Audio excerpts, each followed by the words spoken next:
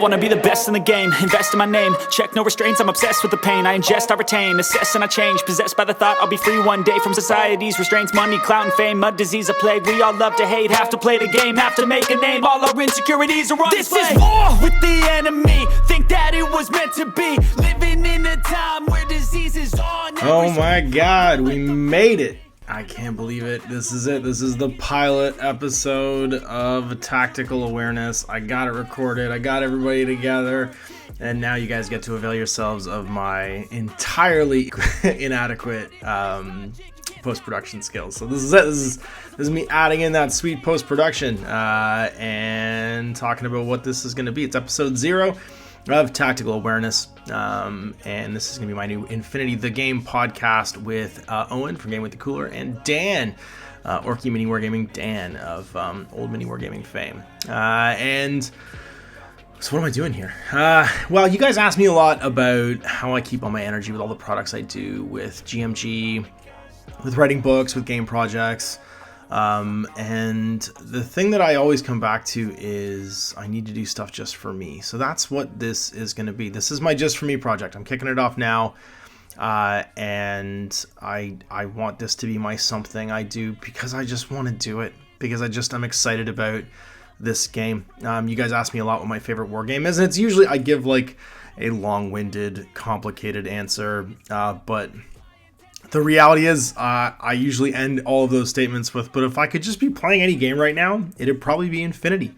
It's the game I'm always excited to play, and I never get tired of playing. And last month, back in October of 2022, I got to spend some time with one of my best friends. He came back to town. He'd been gone for a year, and we both realized that we missed hanging out, and we missed shooting the shit, and we missed playing the game that we had played together for like 7 years, almost weekly, until some like world events basically like took that like down a notch through ITS 12. So we decided we wanted to hang out once a week, and we decided we wanted to make stuff together again, and we planned that out, and that's what this has turned into. And we also realized that because we're dudes, and if we don't make our friendships a priority, they just die on the vine. We needed a reason to like get back together again and hang out, because his wedding obviously spurred that back in October. And so I'm going to throw a party. I'm going to throw an Infinity-based party every quarter, a Tactical Awareness tournament here in St. Catharines.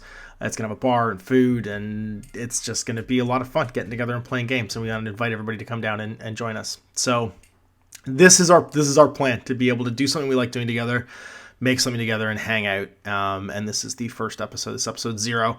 Our proof of concept. I got them together in a Zoom call. We functionally talked about something. We go through the FAQs, our histories in Infinity the Wargame and in miniature wargaming in general, and some of our plans for the future. So coming up, there's going to be some different things topic-wise that we hit. We want to always hit like the news and events and what's going on and what our plans are, what our personal hobbies are in the games we've played. But also do some breakdowns and some sort of like tactical advice. And I think it's going to be really useful because all three of us come to this from very different places. I've been playing Infinity all the way through since N1 with very little break. Owen's taken like a year off. He barely played any N4. He played a ton of N3, and he's just getting back in, and he's trying to figure out what it is that's changed and what he doesn't know. And Dan is brand new. We literally bullied him into playing the game. He's like, I don't need another miniature game. And I was like, well, I have this extra O12 box set sitting here in the studio. And we spent like 4 hours looting the studio for terrain for them and a starting army for him. And he went back and painted it all, and then went and played a Malifaux tournament and used his prize winnings to get more Infinity stuff. And I think he has more painted Infinity miniatures like new for this edition than Owen does at this point, because he cranked out some beautiful O12 stuff. So we're going to have a Discord. There's a Patreon set up to try and support. I've already like sunk a bunch of stuff into this. Try and support the the growth of the podcast. I also want to make it worth Owen and Dan's time, so that's all going to get split with them. I want to do swag. It's going to help. I've already rented the venue for the first Tactical Awareness tournament and ordered 2 ITS packs for it. So the goal here is that this turns into something. It's something specific and made just for me, and I think that it's gonna be a lot of fun. So let's dive in and talk about our backgrounds, and you guys can check out the episode 0 of Tactical Awareness. All right, so I wanted to kick this off with some introductions. So Today, I'm going to be hosting. What I like to do is I like to round robin these things in the future. But I figure for the first one, I'm just going to do sort of like a lead in, and then you guys can talk about who you are and how long you've been playing Infinity. So I've been playing since N1. I grabbed a Ariadne starter set like way back in like 2003, 2004. And my first like actual sort of like finished army I painted was for a tabletop gaming news like what's it called? It's like a forum contest where you had to paint up 10 models for a game, and I painted 10 Infinity miniatures, and I think there's still actually pictures of them somewhere out on my WordPress blog from like a million years ago. And then in N3, I started playing with you, Owen. Actually, I drafted you to be my let's learn and free together thing, and then I think you and I played pretty much more or less like once a week between 2015 and when you left for Calgary last year. Yeah, other than the brief illness that prevented games, but we still stuck in a few. We were like once a month we were in there playing games, something like that. Yeah, I mean, I played in Event 2, like you said, or midway through it at whatever stage, and I picked up military orders because of course, and played them for a while, though I think Hawk Islam really overtook them as my favorite faction in the game. They were kind of your Gloomspite Gits of Infinity. They had so many different ways you could build the army and different like things you could lean into. You didn't seem to get tired of them for most of N3. Yeah, it wasn't until really nearing the end, and honestly, I got very few games into N4 before either COVID prevented from playing and all the events stopped there, and then having to rebuild and all that after having moved. So like, I'm fairly inexperienced with the changes in the last like 3-ish seasons against like N3, and like, right. I continuously run into. That's not how that works. Yeah. Oh, that is how it works then. I mean, the fire team has changed midway through you, like even just being like learning N4, and then you were kind of gone. You hadn't played in a while, and like the new fire team rules were a pretty significant change for a couple of your armies, right? Because you ran fire teams a lot with the military orders, obviously, and then you ran them sometimes. You ran a couple of like pretty mean MSV1. What are they? Not Govad links. What was the link you used to run? That's the Govad one. The only link I reliably ran in Hawk Islam was 4FO Coolies. That's right. That was the only link that with Leela. That was the only link that I ran reliably. And then they just stood in the flash back dance. And just flash dance. People with that's right. BS20 flash pulses. Because they're all whip 14 with big bonuses and plus 3 to hit. Yeah, so up to 24. Up to 24. They were marksman blinders. And that was how I kept beating the Avatar. Good luck, bro. The only problem is total immunity makes you immune to stun now, so you actually can't flash total immune models. You couldn't before. Which is neat. N3, but the thing is, total immunity was also much rarer. Mm-hmm. Yeah, it wasn't it's as showed many up places. now in like 4 or 5 more factions, whereas before it was like Katakuri and dogs. Mm-hmm. That was it. Katakuri had it, yeah. Robot girls and werewolves. The only ones that had total immunity. Now I think the hoplites got it. There's a whole list. Bronzes have it. There's like there's a pile of them. I keep seeing it pop up. There's like a dozen characters. A couple of Ariadne models have it. Just like natively, just like the heavy armor troops. The Cosmos Soldier, I think, has total immunity. Yeah. But anyway, that's my experience with it. Sweet. And you just got back in, so you just kind of went to your first tournament in Calgary last week, 2 weeks ago, and took hack. Yeah. And how is that like coming back after having not played for like almost like a solid year? Oh, it's been more than a year. Like I left a year ago. That's true. I had not played a single game in a year, and then even before that, I had only played like you're saying once a month, but it was not. Like once a month we played games. It wasn't Infinity though. Yeah, it was probably like 5 games over 2 years, or 6 games of Infinity over 2 years, and then a year off. And so like I came back, and the biggest challenge is just like rules that aren't the same, are the same, like baggage being different. Especially like how ingrained you were with it too. Like you knew up and down N3. So and, like all of the interactions that took place, and like the 3 things that I think were the most consistent that came up, but jankiest in my opinion, were active turn dodging, to end in line of sight, but not proc a reaction. The ubiquitous of hackers and the need of getting ARO spotlights out, and like those two came up all the time. And then from there, honestly, it's just army comps. There's a lot of models that have different profiles or the links. Yeah, and so, stacking links properly too. Yeah. Yeah. All right. Well, how about you, Dan? How long have you been playing Infinity? Well, you see, I played my first game an hour ago. And you got your first Infinity already, 2 weeks ago when I shoved an O12 box in your hands? Yeah, I was like, I'm not playing Infinity. I have too many other games. And you're like, here's some models. And I was like, God dang it. I'll let you guys leave the studio for like 4 hours. Yeah, I was hell-bent that Owen was going to get to play Infinity when we went back to Calgary, so I made sure that Dan didn't have an excuse to not start playing Infinity. But you've actually got your army like almost all painted and stuff too. You really like dug into it. I've started. I got it all on this old fantasy thing tray, but basically I got my tag painted and a few of the fuzz bots, and then I love it. Everything's base painted, and I got the bases painted, so it shouldn't be too long. I'm going relatively simple paint scheme. I like the purple and gold. It's cool. It's really striking. It's like close enough to the standard O12 color scheme. Basically but... just purple instead of blue, and otherwise the same as the O12. So what do you think so far? First impressions, like what's your gaming history? Like you play Malifaux a great deal, right? So not really, actually. Okay.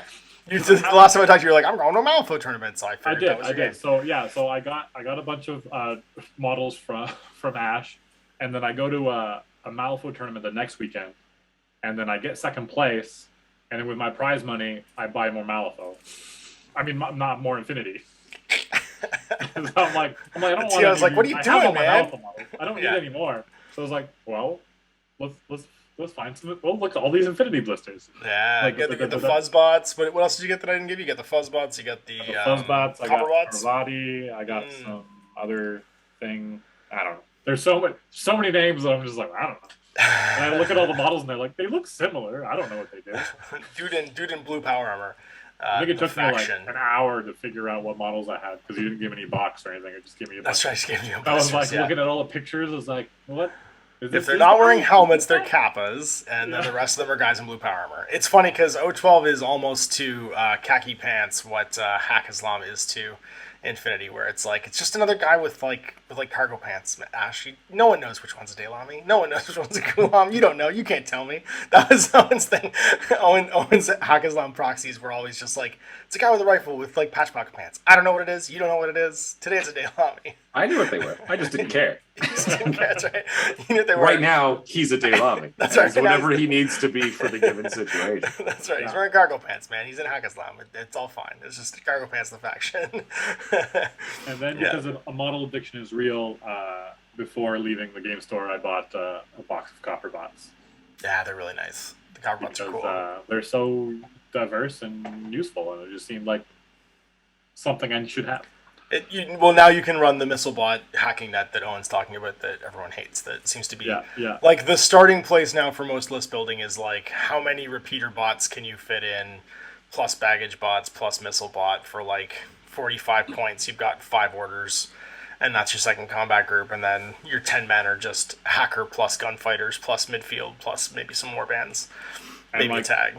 And the fuzz bots and copper bots, they're like 8 and 7 points each. Respectively, to run out and increase your hacker network.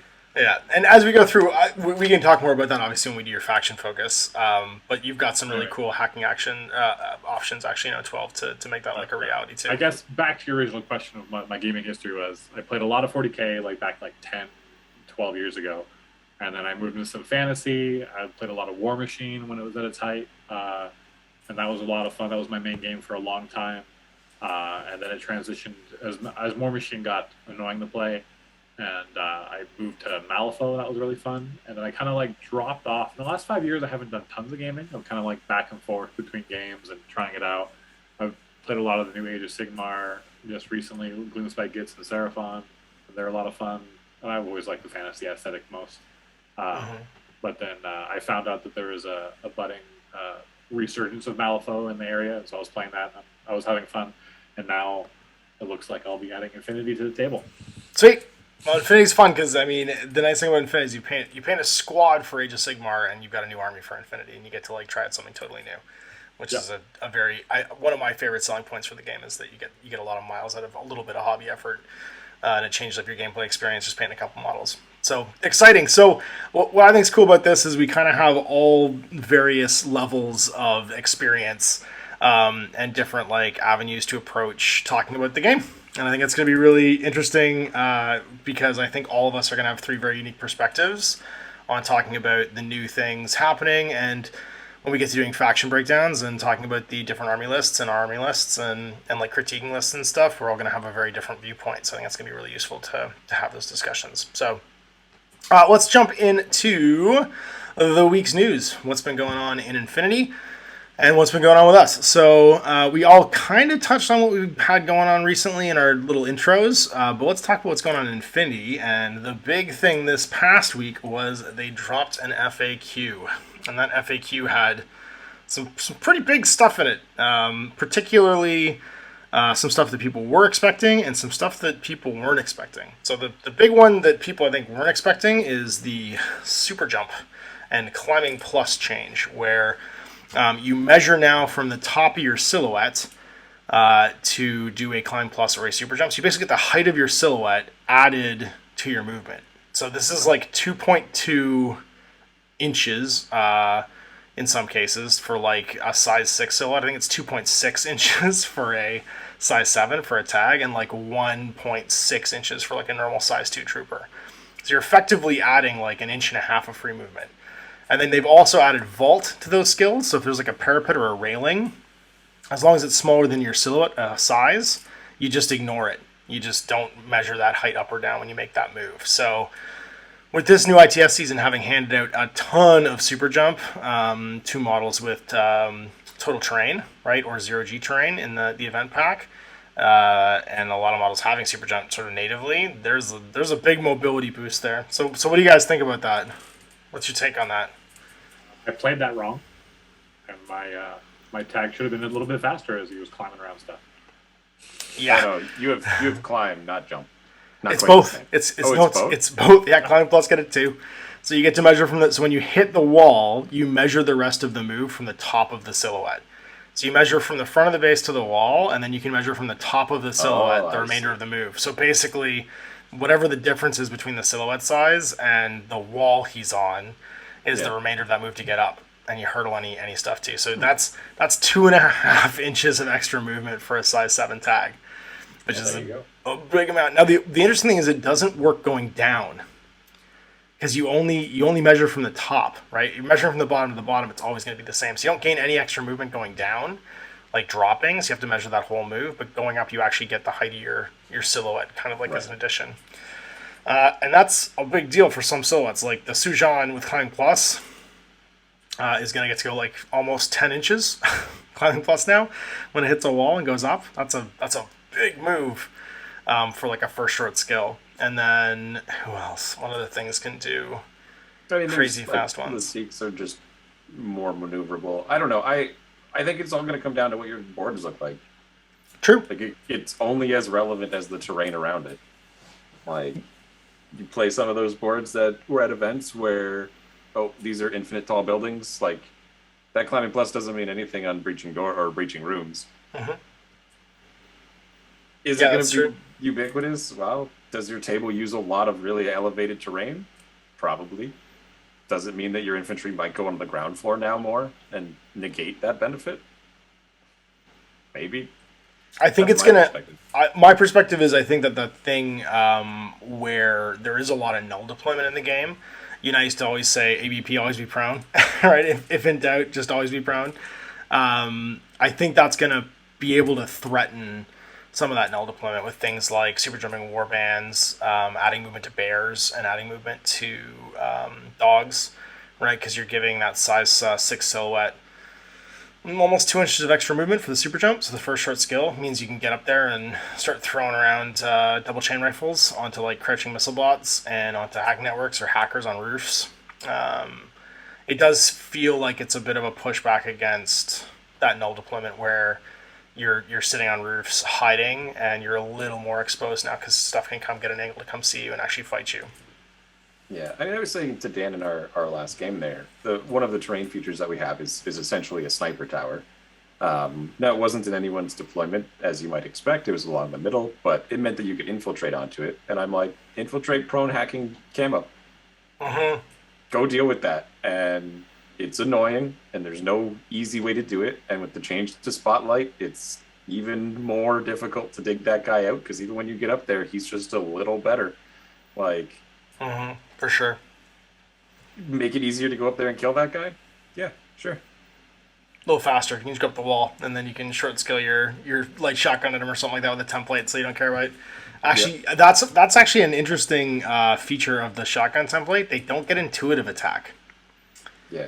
So you can't shoot camo markers with them. That's a skill, Dan, where as a long skill, so combining both your short and we did it. Oh, you did intuitive attack during the game? Yeah. I tried to How'd it come up? Attack. Oh, nice. How'd it come up? Shooting chain rifles at Hippolyta. It's like, whatever. She tosses down an Eclipse grenade. We shoot her with chain rifles. Everyone walks away. Yeah, we just shrapnel into the dark, basically, and hope she explodes. Yeah, enjoy your mid -6 when you're just dodging like exploding shrapnel bombs coming out of this gun. That's funny. She escaped alive, just barely. I was actually wondering about that, whether or not do you suffer the -6. I didn't bother to look it up. I'm like, for what? No, but you're in smoke or in a template, out of line of fire, and hit by an intuitive template weapon that isn't a mine. Do you suffer a penalty? To your dodge, you suffer the out of line of sight penalty, -3. You do because now. You would when you get hit by it. Yeah. No. Okay. You would always, because you're dodging a template you can't see the origin of. You always would get the -3. The -6 is when you would shoot back against someone face to facing you, right? You're just getting the normal, like you get the same thing if somebody spec fired a grenade at you or. Can you still smoke dodge template weapons? No. Okay, no, you can't smoke templates. Right. I thought that was the case. Yeah, not against templates. No template attacks for smoke dodging because it's not face to face. You can only use a smoke dodge or a smoke grenade as a dodge if you are going to be face to face with the thing that's attacking you. Yep, that's the same then. All right, so the second big thing, is that they ratified the bikes, which I think is really exciting. In ITS 13, obviously, they changed the bikes a little bit where you could opt to cancel your impetuous. So most bikers have the impetuous skill, which means they can't natively use cover, right? They're too freaky to be able to effectively hide and like take advantage of cover and stuff like that. So they gave you the option to not be impetuous. And there's only one non-impetuous bike in the game. It's the 112 in Ariadne. He's got a bike profile now where he's just like a regular order. It's weird. But you can choose not to have it. And then the second thing is that the bike equipment piece used to say that you could not take advantage of cover while you were mounted on a bike equipment piece. That's gone. That's been totally overwritten, so that doesn't exist anymore. So bikes can now just natively get cover, and if they cancel their impetuous, even if they get off their bike, they'll be able to take advantage of cover too. Which I think is a great change, because bikes were super fun last edition, and when they kind of rolled into 14 and that rule was just gone, people were a bit surprised. So I'm glad it just got sort of ratified right into the core rules, because I think it's a good change. Bikes are fun. They got used a lot. They didn't break the game. They just got included all of a sudden, where they hadn't really been included before. And I think the trade-off of being able to use cover, but you trade that free order to do it, is balanced enough that it hasn't really done anything to break the game. Because if you could get cover, but your impetuous Coon bikers could still throttle 24 inches across the board, just using their own impetuous or regular orders, that would have been a bit much. But they didn't. They didn't let you basically get all the movement that you could normally get if you leave them impetuous, and make them a little more suicide riders. What do you guys think about that? I love motorcycles. I have a nice Coon biker army. It's 28 inches by the way. Sorry, are they 14? Oh, are they 8.6? I thought they were 4. Oh, jeez. No. 6 points, 8-4, AVA total. I don't know, you played that army against me once, and it was an absolute dumpster fire of a game. I remember you just ran over whatever I was playing. That was the other thing, I guess, that changed in the new edition, is that I'm only allowed 15 models ish. Yeah, it's in them for you. This list doesn't work anymore. All my bikes, all of those bikes, they have nothing to do anymore. It was a lot of bikes. It was Kassenbeg and like 10 bikes or something like that. It was a whole combat group of just bikes, and then it was backed up by whatever other cheap shit that you wanted to have in the combat group. I think it was like 15 bikes for a total of 100 points. So stupid. And then Maggie. And the rest of the army. Yeah. And then double Maggie, just bring up the rear. That's another thing you're do gonna that miss. at the time. They do that at the time. They got rid of the Maggie profile that doesn't have a 360 visor, so you can only take expensive Maggie now. There's no more like 60-point cheap Maggie. Your favorite Maggie. They give you baggage. They did give baggage, yeah.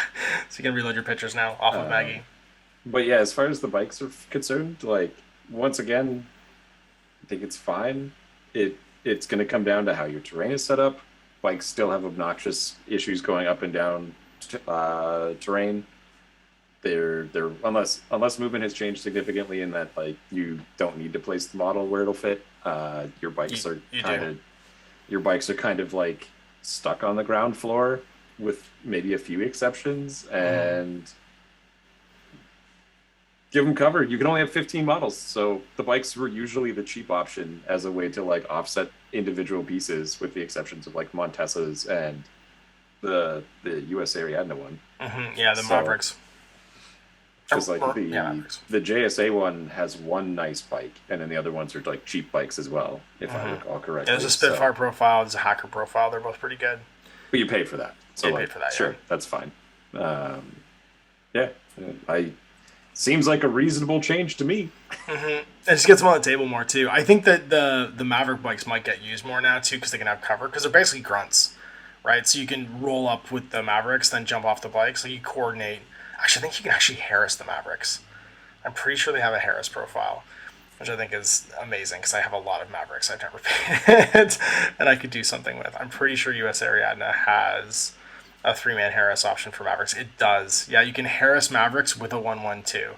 So you can have a Doctor and 2 Mavericks, and the Mavericks all have MSV1 as well, which is a weird get. But they have this surprisingly good weapon loadout for being like random bikers. Yeah, they have and they all have mimetism built in. So you have a multi-spectral visor level 1 and mimetism -3. You lose the mimetism and the dodge bonus when you get off. You just have the visor still, but you're still an armor 3 BS12 size 2 MSV1 guy with like a rifle, flash pulse, an AP close combat weapon, or a boarding shotgun. You can get a submachine gun light rocket launcher profile or an AP Spitfire, and they could just roll up in a Harris, shooting on the way, and then get out and be a little Harris team of like just dudes, right? Like just grunts with a Doctor rolling through the middle of the table. I think the Kuroshi rider being mimetism, but also an FO and a bike with 8.6. So you get, now if you give that person cover, you now have an 8.6 specialist with mimetism and a smoke grenade launcher. Yeah. For 27 points. For 27 points. And she's not really that anyone melee. plays that faction, but I play that faction. I tried to pick it up the other day, and I can't buy any of the boxes. I know, they're just not in stock I know. anymore. It's weird because stuff's rolling in and out right now, I think, because they're changing up the packaging and stuff too. But CC 23 Martial Art 1. Yojimbo has a on motorcycle 8.6. as well. It's another 8.6, yeah. Yojimbo can take one. And then you've got Courage, Dodge plus 2 inches, Immune to Criticals, Impetuous, Martial Arts 4, Min -3, Mind Layer, No Wounding Cap. And he's got crazy koalas. So your bike for 20 points can like fly up 14-something inches. And he'd just be irregular. You can cancel his Impetuous. Just start dropping crazy koalas everywhere you want. Just And be like, Come for -6, and then he'll smoke dodge with no penalty off of his smoke grenade launcher. And he keeps his smoke grenades if he gets off too, which is cool. Yeah. Well, because he has smoke grenades and a smoke grenade launcher, Yeah. so he dodges on 17s with his smoke grenades. Or you can put him far away if he wants with the grenade launcher too. Because he's BS12, which for like one of the like fighty guys is actually pretty high. I think even Cytotogen's only like an 11. Yeah, Cytotogen's only 11. And immune to crits. Why not? I know, like, why not be crits? And have crazy koalas. And a weird contender +1 burst. Because contenders are great because they're double action, but a +1 burst one, which is burst 2, is actually a fairly cool active turn gun for just taking random shots. The JSA have some fun bikes, but even then, who plays JSA? So it'll be fine. I just feel like if there's like a dead spot in army list construction, then I like the fact that Corvus Belli's doing something about it. You know what I mean? They're looking at it and going, people aren't really using bikes. What could we do? And it's a really simple fix, but it makes it so that you actually go to your list construction and you go like, I never looked at this guy before, but if he wasn't impetuous, he's actually got some legs. That's kind of cool. If he could take cover. Yeah, if you could take cover, it'd be really cool. But I mean, a Harris of MSV1 Mavericks in the middle of the board all of a sudden, it's kind of neat with their Armor 3. So the next one is, during your main part of deployment, can you reposition troopers and deployables? This is an interesting one. Basically, you know when you put down models during deployment and start tweaking them, like moving around to make sure they're like in the right spot or they're in a relevant range? You can, but you can't pick up and move a model again after you've checked their zone of control.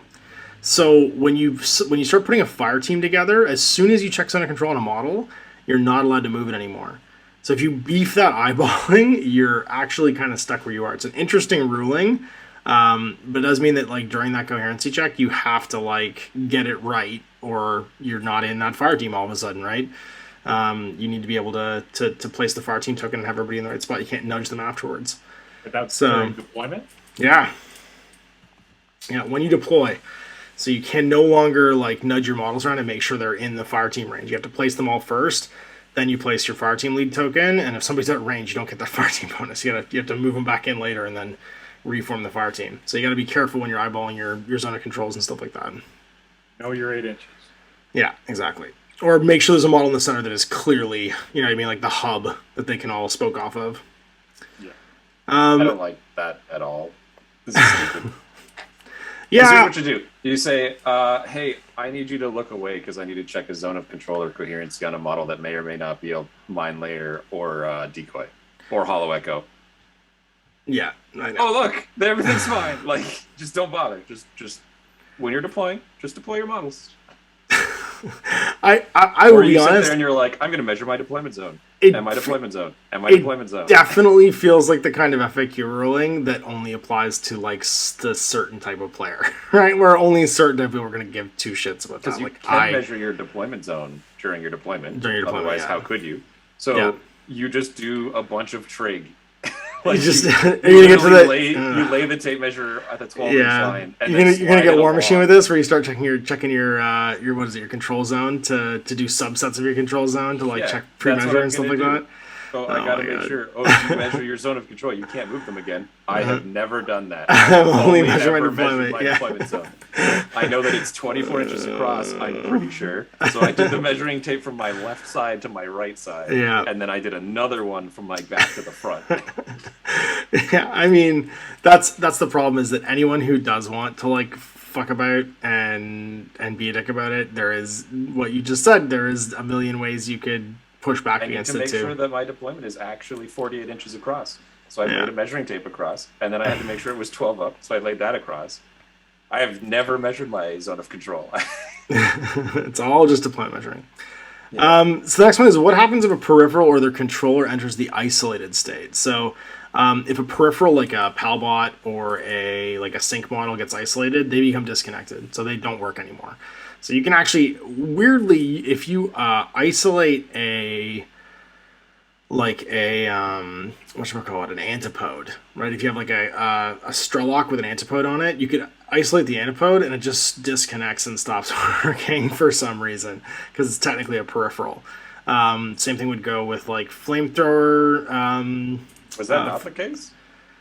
I tilted this? Well, they don't have an order. They're not regular or irregular. Oh, so there that's was right. right. So like because they don't generate order, it's like if you isolate them, what the hell happens? It doesn't technically say, because they're not a trooper model.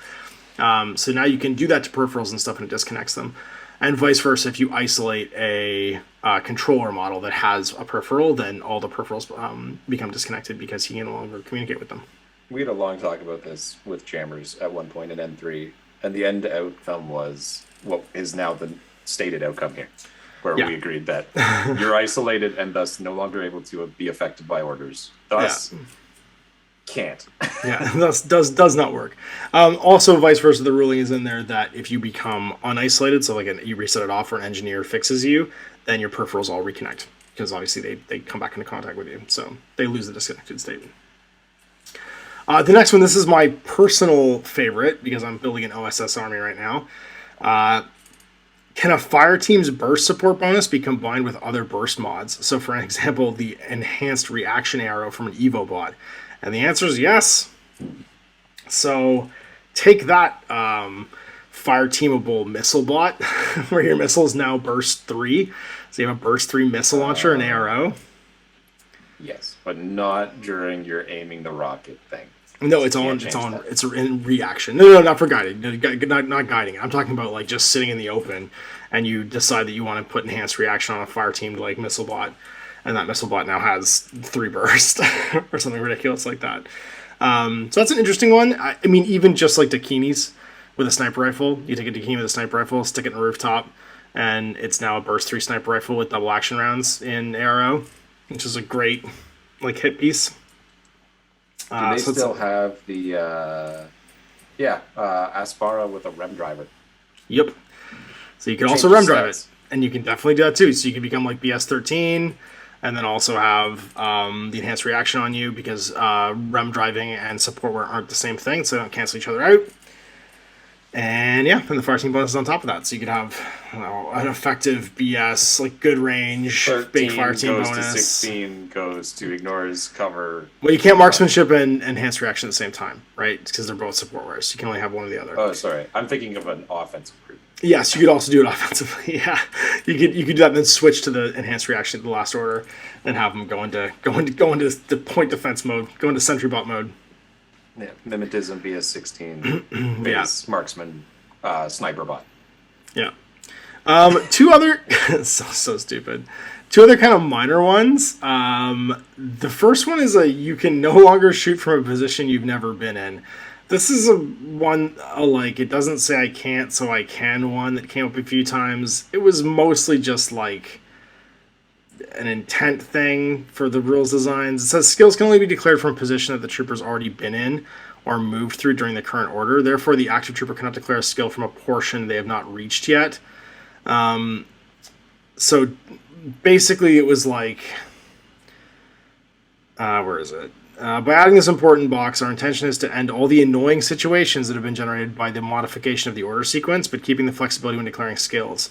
So if you still want to be able to declare shoot as the first half of your order, however, if you really want to shoot a trooper behind a wall, you must move first and then shoot. So like, basically what people were doing was they were declaring a shoot skill, then waiting for people to declare arrows, and if you didn't have, like if you declared a shoot skill and you're in 8 inches of a trooper, that trooper would have to declare their arrow now, and then you would move around the corner, and they couldn't declare line of fire to you, so the only thing they could do is dodge out of line of sight, and then you would move around the corner and resolve your shooting action. It's really stupid, and it was like a corner case scenario where people were like using the operation order of skills to create a situation where they're already shooting their gun without a target. They in zone of control of like something that they would have to use their arrow window to declare an arrow, and that arrow is limited by the fact they can't see them, and then they would shoot around the corner and shoot that guy with all the penalties associated with it. So it's like a really I've been dumb... selling this game as people aren't dicks in it. Yeah, I like the fact that the rules design team literally said annoying questions. So I think we understand that they want to put that one to bed. It's dumb. So you can never declare a skill that you couldn't possibly perform at the time you declare it. Because you don't have a target for your gun, then you have to declare your target when you declare the BS stack. It's all Someone simultaneous. told me I couldn't shoot and then move. I had to move and then shoot. Yeah. Yeah. So you have to move. You typically don't, but you can't declare the AR. You can't declare the shoot attack if you don't have a target. Because when you declare a shoot attack, you declare the weapon you're using and the target of the attack as part of the order declaration. And what was it? If I did have line of sight to a target, I could shoot and then use my second movement profile. Sure. No, you would just use your first move skill. So the movement skills are the time in which you move. So the number of times you move that turn. So the first time you move during a turn, use your first movement skill. The second time you move during a turn, use your second movement skill. Oh, okay. So it's just the number of times you move, not what order you declare your orders in. The short and the long of it is, when you declare a BS attack, people were saying you could declare a BS attack against something you couldn't see and have line of sight to, and then move around the corner and then resolve it. Yeah. And But it's all doesn't matter. simultaneous. Because you It's can also move nice. and then shoot from where you were, so it doesn't really matter in that case. But the window for the guy reacting meant that he wouldn't be able to shoot back because he's in your zone of control. He has to declare a reaction now, and he can only dodge because he can't see you. So it's like, I guess I'm dodging or I'm doing nothing, and if I do nothing, then when you come around the corner, I've lost my opportunity to ARO, and it was a dick move, and people didn't like it. And the last one's just fire team composition bonuses. They're private until you actually declare use of them during a turn. So, like, that's to kind of cover the fact that sometimes there are members in a fire team, like a hollow mask model, where it's somebody is not who they're supposed to be, and it might look like that fire team is going to have certain bonuses, but they end up not having certain bonuses. You don't have to reveal your bonuses to your opponent, giving away the fact that one of those guys might not be who they appear to be, until you actually like declare a skill and resolve the order and stuff like that. So it's a neat little thing. It just protects you from, like, let's say I have Catherine Cho, who's a O12 model. She's a Cybermask model. She's very often like hiding your chain of command or hiding your lieutenant, and like pretending to be a Kappa, you know what I mean, hanging out in a Kappa link, or pretending to be a bronze, hanging out in like a big scary link where no one's going to go near her. I don't have to declare that. Well, she technically doesn't allow me to do that. I don't get my good fire team bonus because she's not a pure link all of a sudden, and give away the fact that she's in there. So those are the big ones. They all, I don't know, I always find these things so encouraging. I find the FAQs from Corvus Belli really encouraging because they feel like they address real questions, and I feel like they're always addressing like actual stuff that I have questions about in Infinity. So they feel pretty good. I know you guys have both not been in it for super long, but a couple of those things I think are things that Owen and I have actually talked about in the past, like in previous, like late N3, early N4 games. So it's cool to see them actually finally get addressed. I don't like the deployment one. I think that's stupid. Still opposed to it. Yeah, me It too. is. The other ones, sure. Go on. Well, why? Why do you think it's stupid? Do you think it's because of who it's answering the question for, or? I think it just there's a way around it. Yeah, the fact that there is a completely legal but obnoxious way to completely circumvent it makes it irrelevant. Because I'm just all like, you can lay a measuring tape horizontally and check your deployment zone, and vertically and check your deployment zone. Thus, you move those two measuring tapes and are always measuring your deployment zone, but can see your. The only thing you can't do is the diagonal for your zone of control, but you'll have your zone of control all the time. Mm-hmm. So it's literally just a little screw you for someone who's less experienced at the game. Yeah, And then also, it also the feels type of like. person- I was gonna say, sorry, go on, Dick, because I think you're gonna say what I was about to say. the type of person who would be the guy that'd be fiddly would be the one to obnoxiously measure and take tons of time doing it anyway. So it only exasperates the problem possibly. Yeah, and it's only a gotcha in a way that you didn't actually play to do.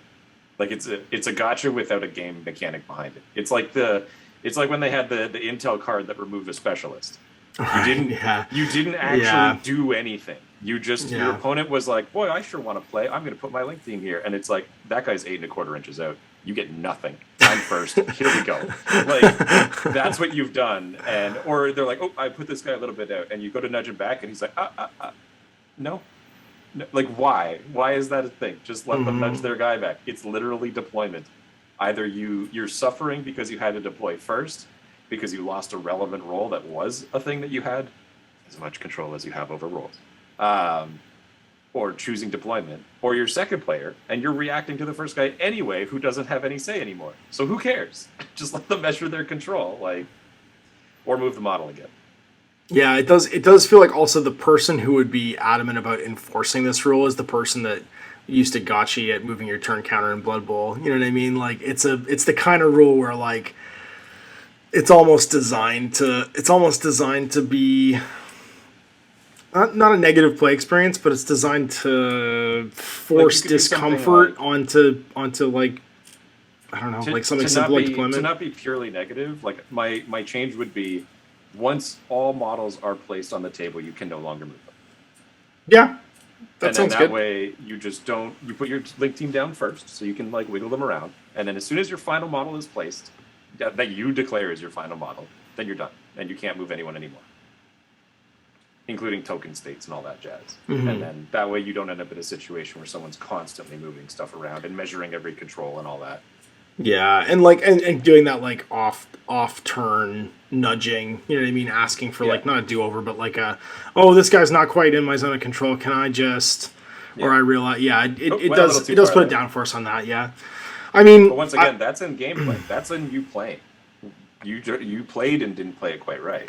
And also that happens in Infinity all the time too. Mismeasuring and yeah. Deployment is not the same as like gameplay. That's my perspective anyway. Mm. So other than that, everything's fine.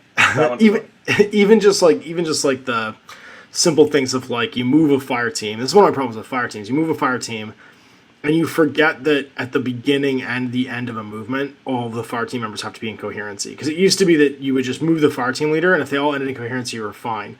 You could drag guys back into coherency that didn't start at the beginning of the turn. It's not how it works anymore. Everyone has to start and end in coherency. So you can't, like, your point man with the machine gun might be way out on the right-hand wing, and you can't actually make him the fire team lead right now until the rest of the team repositions. It can lock down a link team, and some people just forget midway through a game. They forget where their fire team members are. They activate the wrong model because they're in a fire team, and they normally can do that, and they just broke everybody out of their link. And now it comes down to you. Are you the person who's going to go, sorry? Sorry, whoopsie. Yeah, sorry about that. You shouldn't have put that down. My bad. Or your bad, I suppose. No, you can't come back. No, you can't pick up the token and put it on a different guy and have the exact same game state, thus continuing the game. I want a gotcha. This is how I'm going to win. Yeah. This makes me a better player. It's an until dice are rolled kind of moment. You know what I mean? Like, but if you've gone that far and then dice are rolled, I mean, you'd probably figure it out during the dice pool creation for an attack where you'd go, oh wait, is everyone in zone of control? Right? No, and then you figure it out. You would have had to do it right at the beginning. You wouldn't be able to check it at that stage. I guess you could, because you'd have to be at the beginning. Yeah. Either way, it's the same kind of idea. It's the same concept, yeah, where you need to be able to... I feel like it's... Because it's a game that rewards good communication so well, and requires you to be able to talk to your opponent and talk about your intent and be very like descriptive of your order resolution and stuff like that, which is one of the reasons I struggle to play on Tabletop Simulator, because that's not part of the game so much, right? Because the measurement's all perfect and there's not really any human error in there because it's being done digitally for you. That rules like this just create an opportunity for, I don't know, for there not to be able to be like a two-player agreement on how to resolve like a small mistake or a small issue like that, because dice haven't been rolled and the game state really isn't destroyed yet, and you just go back to trying to reset it to something that's legal. I think it's just again, I don't know much about Infinity, but it sounds like something just where there's just like an adjustment period as people just learn how to use link teams and move them around, and it's going to be a lot more I guess bunched together instead of as much spread out. I think what Owen says is true though, Dan, where it's going to punish newer players worse than veteran players. Yeah. Right, but it's the kind of thing that a veteran player. It's the thing that a veteran player will look at and try and got you a new player on. Yeah, does that make sense? If you don't say anything, it doesn't matter. Mm-hmm. It's only relevant when you make the like no like it's the like whoa right there, like that's that's what you're doing to somebody. Yeah. Because if we're both new and you mess that up, nothing happens. You just move all your guys. Yeah. But if we're not both new, because no one catches it either, right? No, because you don't know. Because you don't even know. It's not in the rule book. It's in an FAQ. Yeah, and the game just goes on. But a veteran player will sit there and be like, you messed up. I get what I want. You get punished. Ha ha ha. Spend a command token. Reform the link with that guy in the middle instead of that guy. Therefore, now you have a link team that's the right. So I just cost you 1/4 of your command resources. Like I get that it's an easy resolution. It's still like it's a silly ruling. Yeah. In my opinion. I get why it's in there. I think that there will be unintended consequences for new players. It's the kind of thing that like forces growth through like a bit of like adversity and punishment, and I don't know if that's the best way to do it. Especially when that happens in deployment, because you're going to learn. The game hasn't started yet? Well, no, because the game could end right then and there. Yeah. Right? Like, I'm going first. You messed up this deployment. Your link team isn't a link team. Mm-hmm. That might have a significant outcome on your ability to stop me from killing you. Yeah, a lot of downforce. So all of a sudden, if that's not a 5-man link and you just roll up on it, or you kill that odd man out, and now they never get that link bonus back. Yeah. Yeah. So I like that at what point does the actual link team break? Like, so what would happen in that case is when you put the link token down, and then the link leader, you would then check her zone of control to make sure all the members are in. That allows you to determine the size of the fire team. And what this is describing is that you check that zone of control and you realize that one of the models you thought was 8 inches away is 8.5 inches away. You're no longer allowed to move that model back into coherency. What would happen normally in every game of Infinite I've ever played is you'd go, whoops, that guy's not quite close enough. And because you're still deploying models, you would nudge him in and make sure he's part of the fire team. Yeah. What this ruling is saying is you're no longer allowed to touch that model because you measured your zone of control. And what Owen and I are saying is that just seems dumb. The game hasn't started yet, and wait, which model are you not allowed to move? The one that's out of coherency. Literally any of those models. Yeah, any of the ones that you checked from her zone of control. Any ones you measured from her too, you're not allowed to move anymore. Wait, so if you just like measure, can't you just measure your zone of control into Abyss? No, not during deployment anymore. Not because of this FAQ. Yeah, so you can measure it during your active turn. At the start or end of a move. What abilities you have at the start or end of your move. Yeah. But you can't do that at the start or end of deployment. So, and once you do during deployment, you're stuck.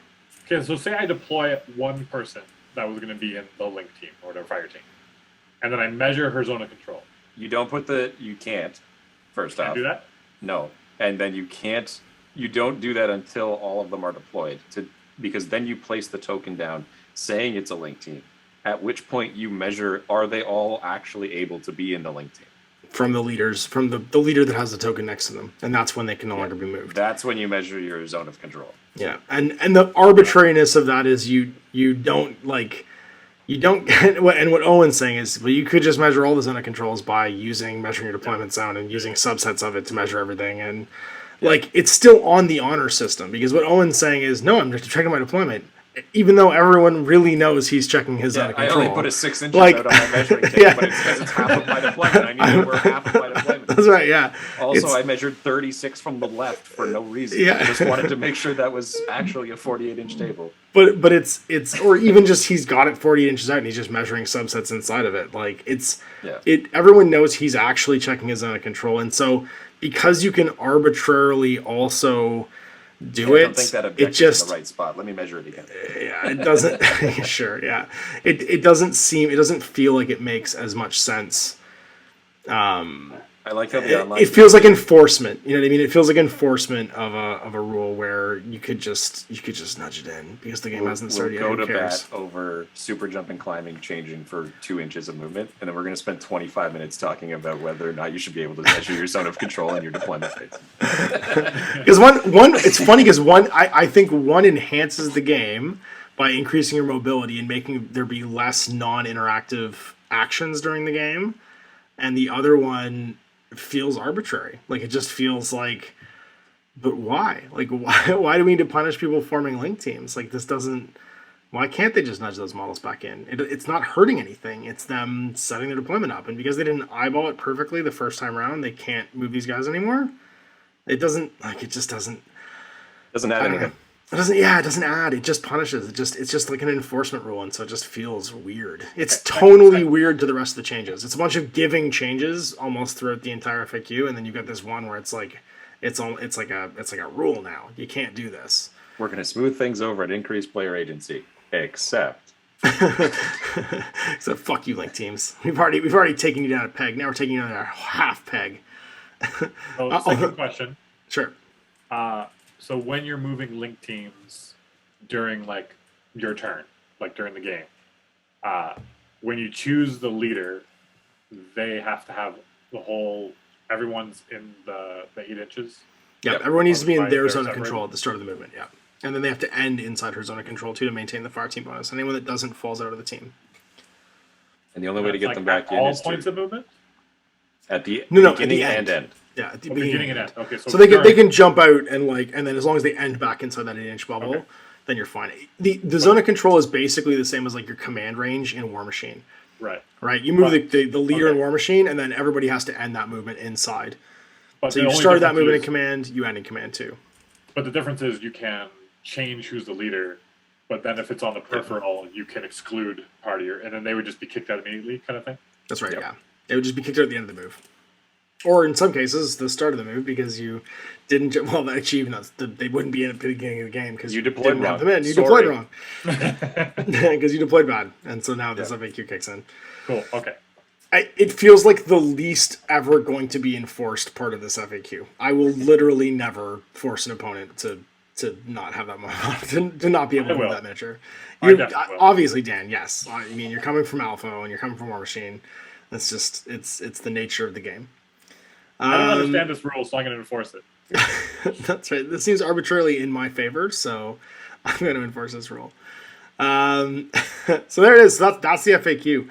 Other stuff, we had a few new releases get announced for December and January. I think the hottest two items that I was excited about were the new Morat stuff. There's a boarding shotgun Zerat, which I think is really cool. The boarding shotgun profile for the Morats is the one I don't have a model for, which is convenient. I have the it used to be a multi-sniper model. Now it's like a multi-marksman rifle or a marksman rifle, and I have the Hacker. But the boarding shotgun I think is the Forward Observer, which I'm pretty excited about because that profile adds, I think, a deployable repeater option, but I can't remember if that's true. It's Mine Layer, actually. Sorry, Shock Mines, and then the other one's Shock Mines too. So Shock Mines is cool. I'm excited about that. Having like a midfield mine layer that can like move up with infiltration and then drop a bunch of mines down in the middle of the table can be really handy. And because she's got terrain total too, that's going to mean that in some missions she's got super jump. And -6 super jump boarding shotguns sound real good. Sound like they can actually get some work done. Then in that same like upgrade box, there's the Rindak with the Hoot Shock. Have you seen this model? Look up I'm looking them up right now. He's got literally a hook shot, and he's like partially a cyborg. The new designs for the Morats make me really happy. They have like kind of almost like an orky thing to them, where they just keep fighting until they can't fight no more. They get more and more like robo bits added to them until they can't actually fight anymore. And he's got a big hook shot, but weirdly he's a paramedic. he's a dude who loves killing, but he also loves putting people's arms and legs back on. So he's a medkit +1 burst. He's got climbing plus, dodge +1 inch, dodge +3, so he dodges on 16s. He's dodge -3, which we think is a typo.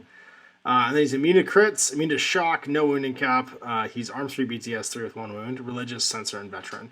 Hey, So you they have gave the other Pandora dodge -6 with double medkit. That's why they're slow. You can't dodge. You're carrying 2 medkits. But That's just how it is. I'm +3 -3. It doesn't make any sense. One of those is true. I don't know which one. So yeah, and he's 6'2" move with the climbing plus.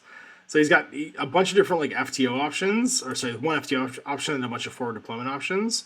You can have a multi-rifle +1 burst, which I think is actually probably the best profile. Because the multi-rifle +1 burst means he's got almost a Spitfire, but it's AP, right? So it's a 16-inch range like brawler gun with 4 dice, AP, or he's got 2 burst DA, which is kind of cool too. He can go double action and still get a second burst. And he's got a Blitzen, a heavy pistol, paramedic, and a paraclose combat weapon. He's a really neat miniature. And then the last one is the drop troop, the drop robot, actually, the drop suit Tariot. Tariot? Yeah, Tariot. It's a combat jump explosion. We all know how much Owen loves combat jump explosion. He's immune to shock, parachutist, religious troop, remote presence, and veteran. So he's like a little robot with like a wingsuit that comes down with either a boarding shotgun or a Red Fury. One's a paramedic, weirdly, and he explodes out of the sky with Arm 1 BTS 6.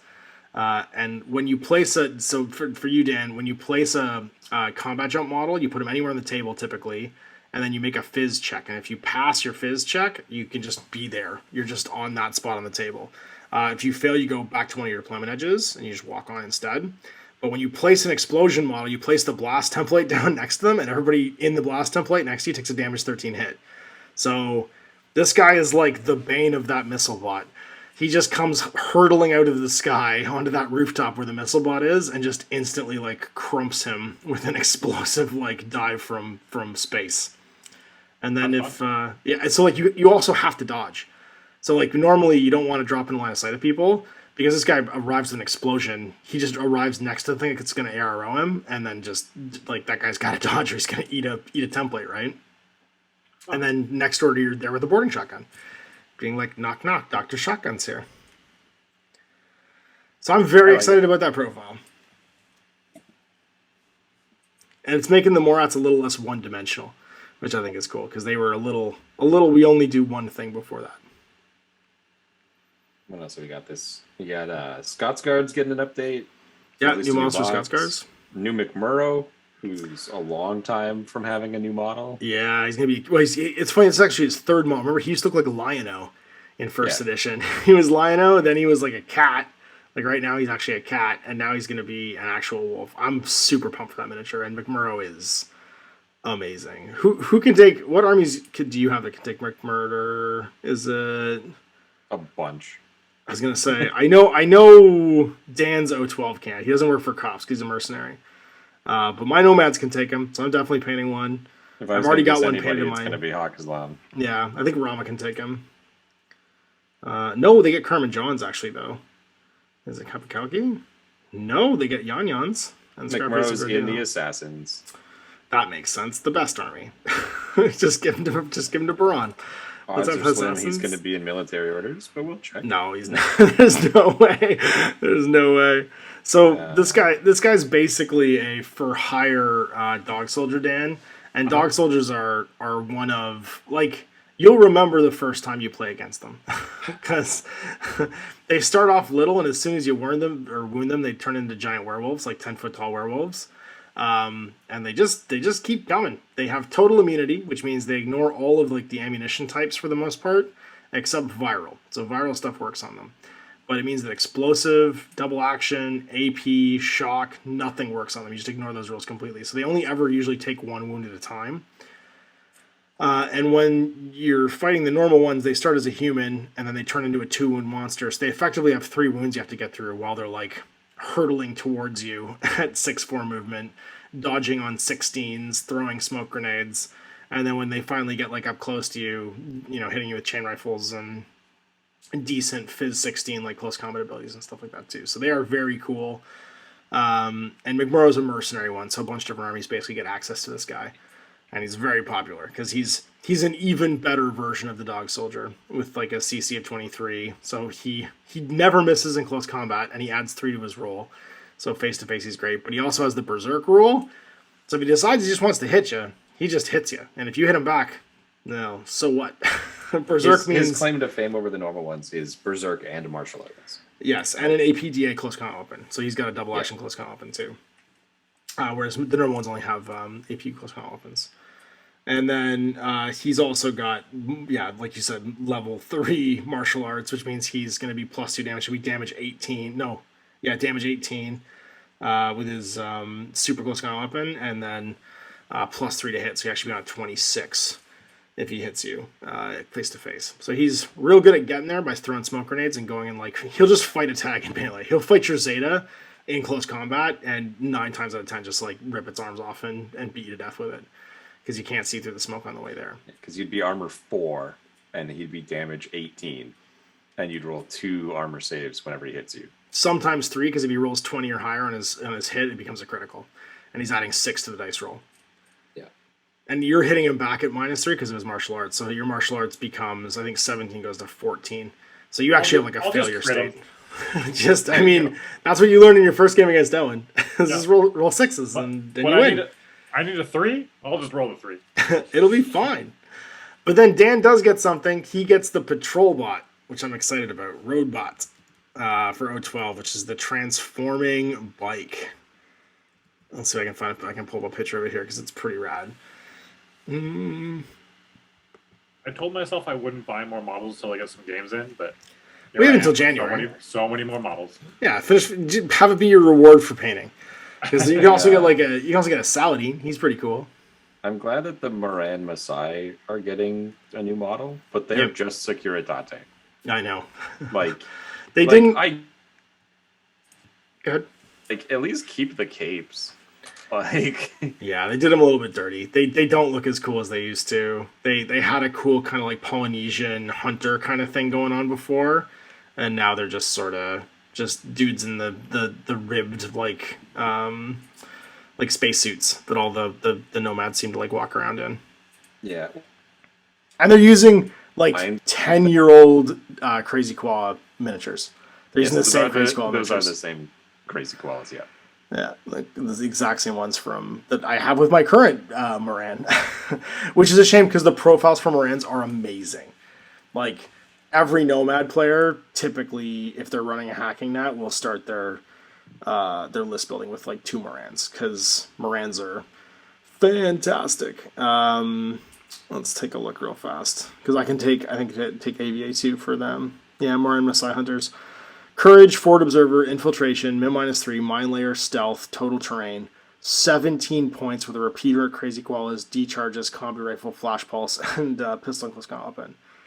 They're half a swick, but like, yeah, like you just, and they have a repeater built in, it's not deployable.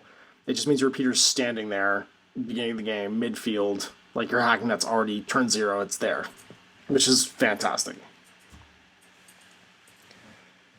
It means if you don't go first, you've got 2 hacking or 2 come dig me out. I'm mimetism -3 with mines with crazy quals all around me. So yeah, go ahead and send whatever skirmisher you want to come out fight me or warband me fight me. He's got to get through my crazy koalas before he actually gets to me, and he's got to fight me afterwards. Yeah. They've always been great. Always been great. And now they have a new model that is fine. It's 2. It's a pack of 2. No, You I get 2 see, but both of them, like the one is literally just the Securitate or Yeah. Aguasil Aguasil, yeah. holding combi, looking down sights, and the other one is a little bit more going on. Yeah. It doesn't have the cool cape. Yeah, I had to keep the capes in some way. Yeah. Oh well. Yeah, I think one's the boarding shotgun, one's the combi rifle. And they're not as interesting as the current ones, unfortunately. I like them a lot. Neither is miniatures. wielding a boarding shotgun. One's got pistols. Because Oh. pistols. Yeah. Fair enough. I guess the This is pistol could my be AR. the pistol can be Yeah, whichever assault one you rifle. want. Yeah. Yeah, the pistol can be whoever you want. That's right. AR assassin AR with his double pistols. Also, he's got a rifle. He just never uses it. It's under his cape. He only uses it. Pistols That's are right. for show. The pistols are for when he gets up close. It keeps him handy for close encounters. And then the Roadbot's the last one. It's the transforming one. There's been some debate about it because we've only seen a render as to whether or not it's a motorcycle. And I don't think it's going to be a motorcycle. I think it's going to be like the Sujan. I think it's going to be a remote on like a size 3. I think everyone thinks it's going to be a size 4, but I think it's a size 3 that turns into either another size 3 or turns into a size 5. I think it stands up into a size 5 when it transforms. I don't think it's a size 4. So wait, how does this work? Like, especially with bikes, like when they're mounted or dismounted, do you keep? Is it the same model? Is there another model? So this guy's not dismounting, he's transforming, which means you take the miniature off and replace it with a different miniature, and he has 2 modes. So let me see if I can pull it up here. He's the... But for bikes, it would be no, they don't come with a different miniature. You'd have to provide your own. Yeah, some come with them now. Not a lot of them, but some of them do. At the start or end, as a short movement skill, you can dismount or mount a vehicle. Okay, That's how that works. and you just like pick it up and place it where it was. The bike actually stays, and then you put a model base to base with it. Oh, cool. Yeah, you can actually get out of the tags as well. Like your Zeta has a little robot like body part that ejects off of it that can do objectives. It can push buttons and things like that. Or Yeah. other people have pilots. I'm gonna put the Roadbot in the chat because it's not actually in whatchamacallit anymore. It's not in Army yet, which I think is interesting because I thought it was going to be soon. Here, I'll link it in the chat. Or I think it's the only new one, isn't it? It is the only super new one, yeah, but there's no miniature for you, it's just a render. They did spoil stats for it, but they're not. Usually it's on Human Sphere when you go look at it, but this is just the picture so far. Oh, but it's got a heavy riot stopper. 100%. That's what I think, right? It looks like it's going to be a size 3, and then the peripheral's a size 2. And it just changes. But I like that it's got its little chappy head. I think they're both going to be size 3. I think he's going to be big. I think he goes to size 5 when he transforms. I think his size will probably change. I see. He has a smaller one with him. Yeah, he has a peripheral. He has a little peripheral which has a heavy riot stopper. So like, and you don't have to take the peripheral either. It's just it's an option, right? But he's got looks like a submachine gun, marksman rifle profile. Apparently he has climbing plus, which is what that little hook shot in his hand is in the drawing, the Roadbot like drawing. Yeah, you can see it in the render too. Yeah, it's in his right hand. Yeah, and he's got climbing plus when he's not a bike, I think, and then when he's a bike, he's like 8-4 movement or something like that. He's like super fast.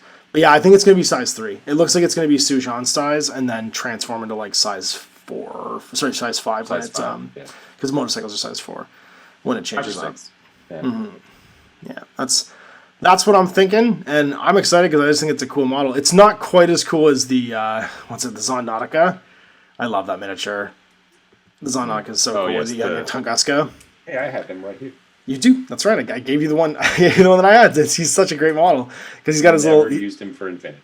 No, that's right. What do we use him for? We used him for not Scrappers. That other game, Zone Raiders. We used him in Zone Raiders. He was your robot shenanigans in Zone Raiders. But I'm excited about that. I think it's just cool that they're doing new profiles like that with transformation. I think there's a lot of like opportunity there. And I like that they're doing like wackier profiles. They're not just sticking with just like, another heavy infantry or another like kind of the same, look anime style thing. I think this is cool and different. And the fact that it's a motorcycle that turns into a dude. I mean, it's already been done, but that one had a rider. This one doesn't have a rider. Yeah, that's. I like the smaller car the smaller bike. The little sidecar, buddy. It's like, come on, Junior. That's right. Let's go. Come sticky on this guy for me. Oh, it's your first day on the streets, eh? That's all right. I'll set you up. Testing begins now. Yeah. This is the veteran big motorcycle explaining to the small motorcycle what it's like on the streets of insert Mega City. Infinity City. That's right. Mega Infinity City. That's right. Yeah. Yep.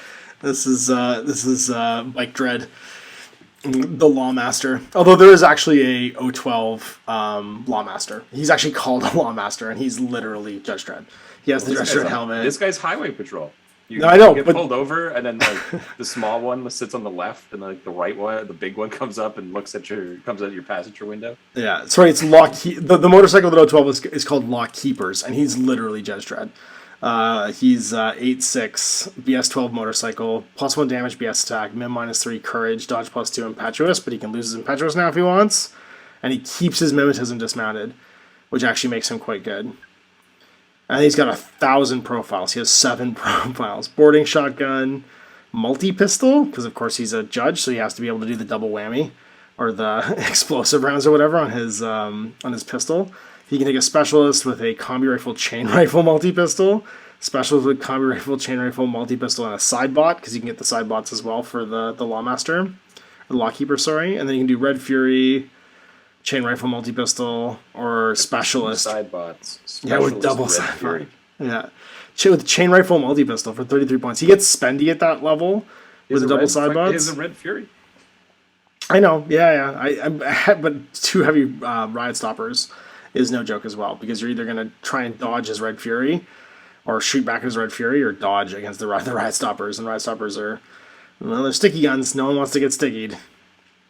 It is hard to get out of unless you have an engineer, because you got to reset it, I think, like -9 or something ridiculous. -6 maybe. -6, it looks like. Or at least that's what the para -6 is. Oh, that's his close combat weapon, I'm pretty sure. No, sorry. The para ammo, yeah, the riot stoppers. Para -6. Yeah. So those, I'm pretty sure those side bots are the same as what this guy's got. I think they're even called side bots in the picture. Submachine gun, heavy riot stopper. So much we did it twice. Yes. Well, I don't think the Lawkeeper actually has the side bot miniature yet. The profile's there, but there's no miniature for it. It's not actually out yet.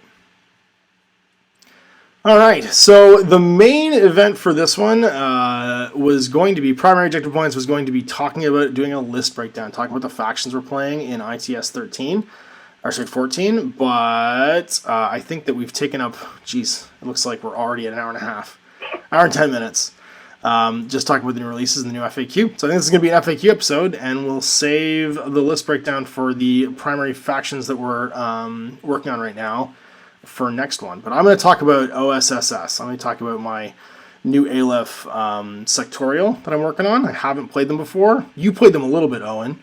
In N3, we did that store league, and you played them a little bit. What were your thoughts on them back then? Hard time was you couldn't get post-humans at the time, and they didn't have as many releases as they do now. Mm-hmm. So you were playing effectively with Dakinis, Udra, and Asuras. Mm-hmm. And going heavy in Asuras is both incredibly powerful and also terrible. So my experience was you were going to win a lot of your fights because you had just better stats than people, mm-hmm. and you had an army of remotes to go and do the objectives. Right.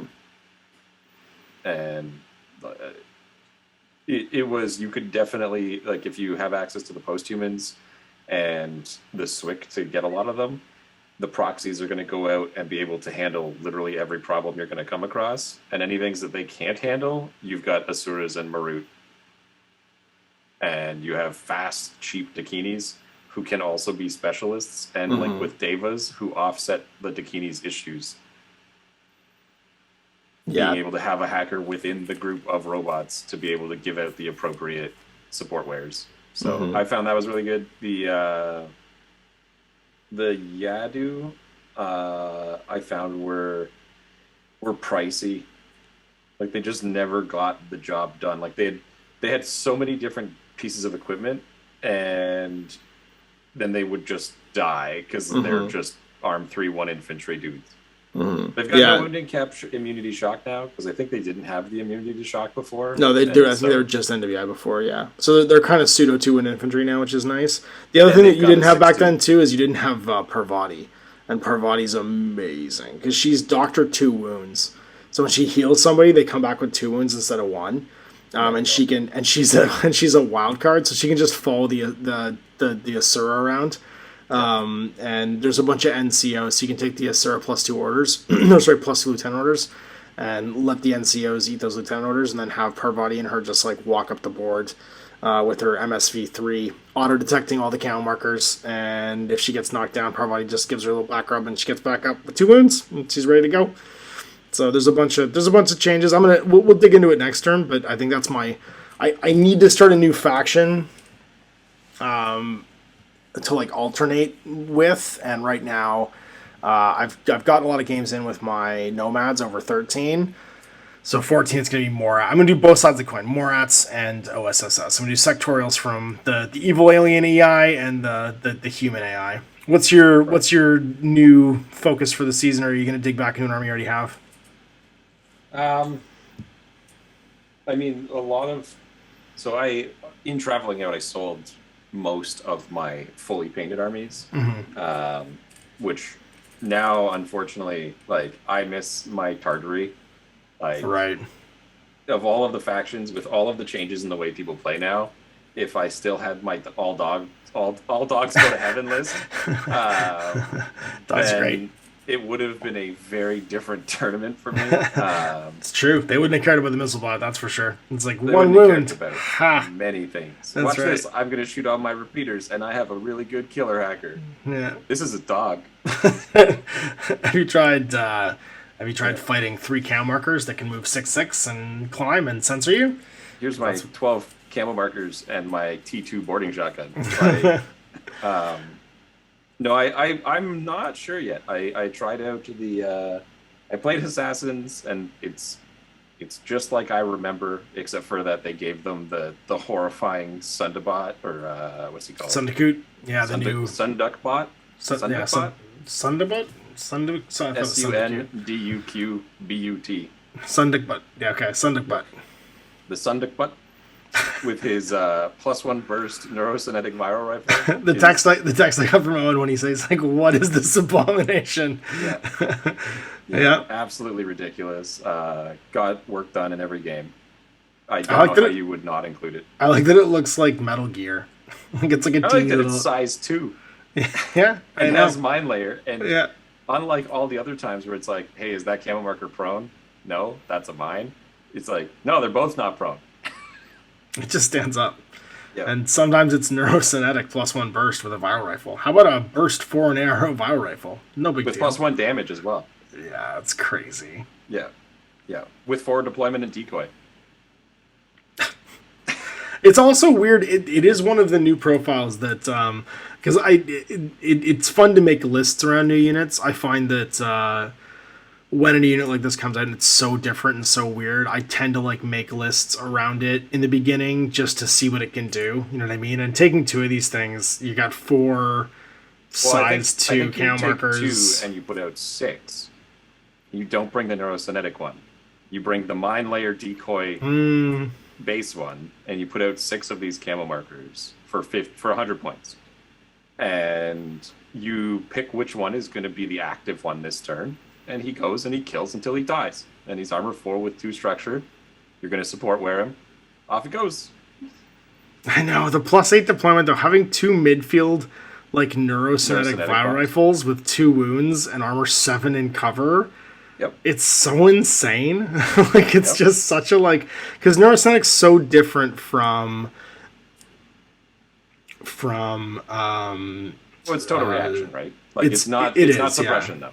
It's not That's what I'm saying. suppression. It's not suppression because you get your mods, right? So for like a midfield like corner holder, where he like wants your to be whole line of sitting- fires in 16, and you're shooting on. I mean, it's PS13 too. Yep. The one thing is, it's very specifically not a remote, so you can't support wear it. Oh, that's right. HI. Yeah. Yeah, it's heavy infantry. If they made it a remote, That's it would the be. STR. That's what I was thinking of. Yes, exactly. And it is remote presence, but they very specifically didn't make it a remote, so you can't make it absolutely Ignore. brain No meltingly. marks. No Yeah, marks. you can't marks in it. It doesn't become brain meltingly good. It's only insanely good, not like brain meltingly pull your hair out good. For this immune to shock decoy camo 1 use +1 damage 14 power rifle with neurokinetics and 4 shots. And then if you get too close to it, oh yeah, it's also got a chain rifle. So don't get too close because it will just kill your skirmisher or your warband. So that guy's going to try and charge it. It just auto hits on the way in with a chain rifle. And that's the thing is because you're neurokinetic, you don't have to break suppression either, right? You can just sit there and you know switch guns Close freely. encounters. Yeah, but you can switch guns freely into that template or whatever that thing is. So Dan, what about you? You've got your O12. Are you happy with the faction that I forced you to play? Like, how do you feel about it? I'm very adaptable. I do like. I have noticed that about you. I'll pick something or I'm forced. So a lot of people know me from way back when in mini wargaming. I played a lot of 40k orcs, and orcs was like my 4th choice. A lot of Which people is funny don't because you know that. became known as Orc Dan. Like you Oh were. yeah, It was I am literally. like the most orky guy ever. And, But you definitely not. but it was I wanted to play Tyranids, but Matt was playing Tyranids, and so I wanted to play Chaos, and Dave was playing, and then I would play Tau. My other friend Dan was playing Tau, and I was like, well, what else could I was like at a loss. I was like, I don't know what I want to play, and they're like, there's orcs, and then Matt was, I think he said, don't paint them cartoony because they'll look stupid. Just telling me how to collect my faction, you know. Right. I like that I'm now 4th in the line of people who've bullied you into playing an army. That doesn't make me feel good about myself or my choices, just so you know. So yeah, I was like, okay, sure. And then it was just, I've always loved orcs and Warcraft 3, so I just never connected them, I guess. And it's like Space Cops. I feel like it would be the last one I'd probably pick myself. But now that I'm here, I'm like, all right, we're gonna goo the whole universe. We're gonna throw handcuffs on you, and you're not gonna go anywhere, and you're gonna like it. You're gonna be corrupt cops. You're gonna be the worst kind. It's all bad cops the whole time. Hit him with the bazooka, Lou. Before long. Yeah, you need to do that. You need to do nothing but the whatchamacallit, the Chief Wiggum voice the entire time. You gotta love what you do, Lou. So I'm excited about that. I'm excited to dig into these factions, do a little faction breakdown, and then do a rate the list. So I'm gonna write up a list for my OSSS for the next episode. And then Dan's going to write up a list, and Owen's going to write up a list, and we're going to talk about the differences of what we came up with. We're not going to look in advance. We'll do a little faction breakdown of all of the different unit types, talk about the theme I'm coming up with for my first list to get trying them, and then see what everybody else came up with too. Other stuff we got going on. So there is a Discord server set up now for Tactical Awareness, which you can join.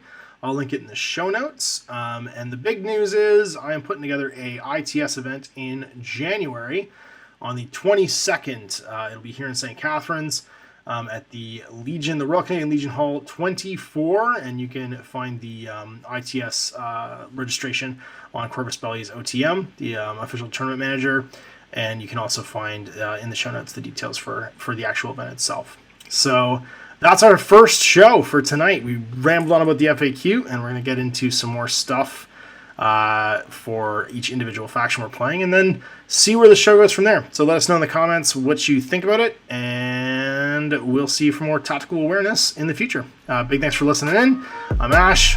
This is Owen and Dan.